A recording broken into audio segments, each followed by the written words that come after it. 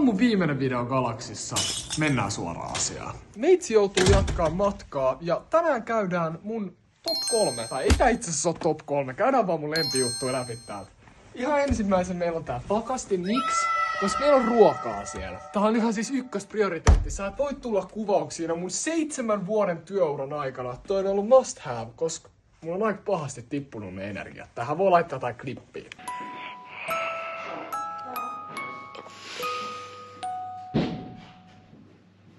Sitten päästään tähän, mutta oli ehkä enemmänkin se nuoren Aaronin suosikki, kahvikone. Tätä tuli ryystettyä aika lailla ja onneksi mä opin sellaisen taidon myös kuin itsehillintä tossa 9-8-luokalla ja vähän saa rauhoitettua sitä meininkiä.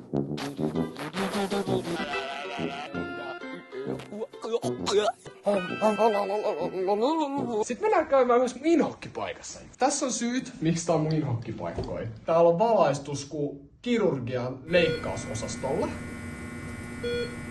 Tää on se paikka, jossa on niinku tylsät jutut. Elikkä niin sanotut suunnittelupalaverit ja toimistopäivät sun muut. 90% ajasta... Miksi mä kerron tällaista? Se on toivessa.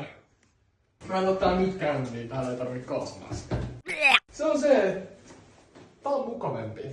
Tää kuvastaa sellaista Galaxin yhteishenkeä.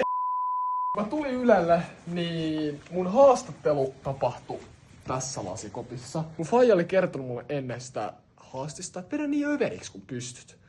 Mähän vedin överiksi ja sehän toimi. Ja niin mä vedän edelleenkin överiksi. Muistakaa, aina mieluummin överik kuin vajarit. No mä muistan, että mä olin silleen, ja sitten mä teen näin ja näin ja näin. Kiitos kun katsoit tämän videon. Jätä tykkäys jos tykkäsit. Jos et tykännyt, älä jätä, mutta se on hyvä jos tykkäsit. Tää on se paikka, jos mä oon ollut pankkirosvo niin sanotusti. Se on välipalakaappi. Vanhoille, jotka jää vielä tänne, niin jätetään niille vähän. Sä napataan vaan pari puuroa. Viime kerran lähti nimittäin aika paljon enemmän mukaan. Sitten täällä on tää iso heisti, kuunnelkaa. Silloin kun mä en tiennyt, että meillä on oma välipalakaappi, niin mä otin täältä välillä.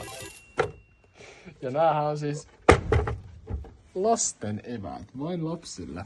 Joten sori pikkukakkonen. Kiitos kun just sä oot ollut meitsin mukana. Ja kiitos kun just sä oot jaksanut katsoa mun videoita. Ja kiitos kun just sä oot mahdollistanut sen, että mä saan tehdä sulle viihdettä.